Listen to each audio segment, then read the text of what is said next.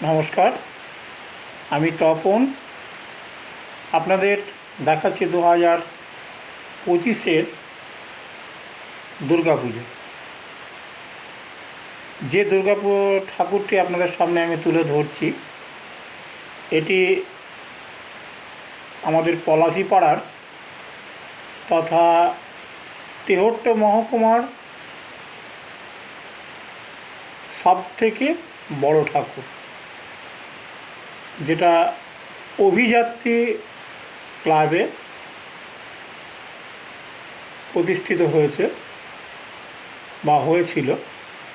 আমি যে ভিডিওটি আপনাদের এখন বর্তমান দেখাচ্ছি, এটি দশমীর 4 দিন পর আমি পলাশীপাড়ায় একটা বিশেষ কাজের জন্য গিয়েছিলাম। গিয়ে দেখছি এই মূর্তিটি তথা সেই স্থানেই বিদ্যমান। আমার হঠাৎ মনে একটা আশা নিয়ে মনে হলো একটা ছোট্ট ভিডিও করি। এই চিন্তাধারা নিয়েই আমি ভিডিওটি করলাম, করে আপনাদের সামনে তুলে ধরার চেষ্টা করছি। দেখুন, ঠাকুরটি আমাদের যে মা দুর্গার প্রতিমা, টোটালে সেটি 50 ফুট উচ্চতা, এবং সেখানে আমাদের মা দুর্গার সঙ্গে যেসব অন্য দেবদেবীগুলো থাকে তারাও বেশ উঁচু পুরু বা অন্যান্য প্রতিমার থেকে অনেক বড়। যেখানে গণেশ, লক্ষ্মী, সরস্বতী, অসুর, সিংহ, ইঁদুর, প্যাঁচা, আপনার ময়ূর সকলেই বড়। তার সঙ্গে মা সরস্বতীর হাঁস, সেটিও বেশ অনেকটা বড় আকারে দেখানো হয়েছে। আমার এই ভিডিওটিতে সবগুলোকে আমি তুলে ধরার চেষ্টা করেছি। বিজয়া দশমী হয়ে যাওয়ার 4 দিন পরও মূর্তিটি বিদ্যমান আছে। পাশে যে প্রথমে আমি একটা ছোট্ট ঠাকুরঘর দেখিয়েছিলাম, অভিযাত্রী লেখা আছে, সেই ঘরে পূজিত প্রতিমা আলাদাভাবে করা হয়েছিল। যেখানে ছোট্ট প্রতিমা ছিল, সেই প্রতিমাকে পুজো করা হয়েছিল।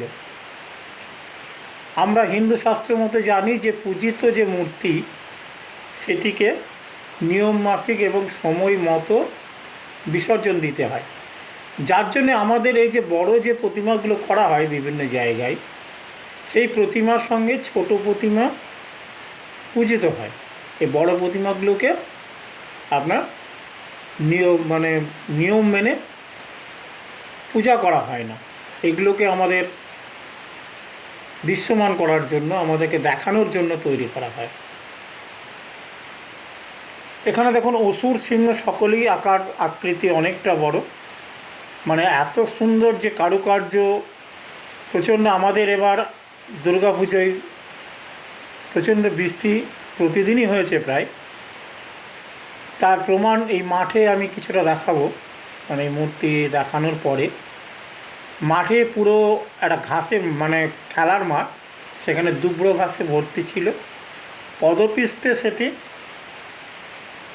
সেই দুব্র ঘাসের পদচিহ্ন উঠে গিয়েছে, এবং এখনও সেখানে দেখুন জল বর্তমান, এবং মাঠের মধ্যে এখনও জল জমে আছে, এবং দুব্র ঘাস সামনেটা উঠে গিয়ে কাদা হয়ে গেছে। দেখুন, ওই যে সামনে যে ব্যারিকেডের বাইরে যে অংশগুলো, ব্যারিকেডের ভেতরে মানুষ ঢুকতে দেওয়া হয়নি, যার জন্য দুব্র ঘাসগুলো বর্তমান আছে। ব্যারিকেডের বাইরে যেখানে মানুষের আনাগোনা হয়েছিল, সেই জায়গাতে দেখুন একটিও ঘাস নেই। বৃষ্টি হওয়া সত্ত্বেও এখানে কোনো প্যান্ডেল নেই। লাইট সজ্জা ছিল, কিন্তু কোনো প্যান্ডেল করা হয়নি। ফাঁকা প্রকৃতির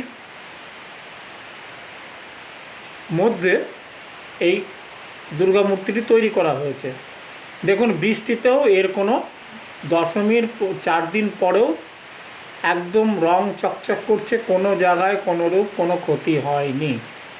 অতএব এই মূর্তিটা তৈরি করার সময় সেই চিন্তাধারা নিয়েই যিনি এই মৃৎকার বা মৃৎশিল্পী বা এই প্রতিমার যে তৈরি করেছেন, তিনি চিন্তা ভাবনা নিয়েই মূর্তিটি তৈরি করেছেন। দেখুন দশমীর 4 দিন পরও কত সুন্দর দেখাচ্ছে ঠাকুরটি। বৃষ্টি ভালোই বৃষ্টি হয়েছে, বৃষ্টি খারাপ হয়নি, তার সত্ত্বেও ঠাকুরগুলো দেখুন খুব সুন্দর রূপ নিয়ে দাঁড়িয়ে আছে যথাস্থানে। এটি আমাদের পলাশিপাড়ার ঠিক যে নতুন থানা হয়েছে, আমাদের আগে তেহট্ট থানা ছিল, একটি থানা ছিল তেহট্ট 1 এবং তেহট্ট 2। তেহট্ট 1, 2 মিলে এখন 2টো থানা বর্তমান। একটা ঠিক পলাশিপাড়া থানা, তার গেটের অপোজিটেই হচ্ছে আপনার এই অভিযাত্রী ক্লাব। অভিযাত্রী ঠাকুরের যে আমি ভিডিওটা করছি সেটি সেই অভিযাত্রী ঠাকুর। একদম ঠিক থানার গেটের উল্টো দিকে যে একটা মাঠ আছে, সেই মাঠের মধ্যখানে এই ঠাকুরটি করা হয়েছে। দশমীর 4 দিন পরে ওই ঠাকুরটি দেখে আমার মনে প্রফুল্লিত হয়ে আপনাদের দেখানোর জন্যই শুধুমাত্র আমি এই ভিডিওটি করলাম।